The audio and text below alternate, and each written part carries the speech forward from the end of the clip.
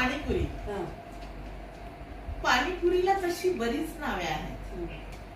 कोणी गोलगप्पा म्हणत, तर कुणी ठसका, कुणी पुचका म्हणत, तर कुणी गुपचूपही म्हणत. पाणीपुरीच्या पाण्यात जीवनाचं सार असतं.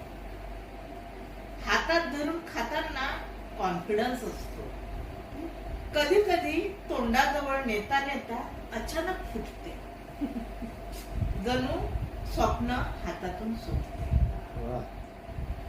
कधी घशातून जाता जाता ठसका लागतो, चक्क डोळ्यातून पाणी येतं, पोटात आग देखील पडू शकते, जिभेचे मात्र चोचले पडते.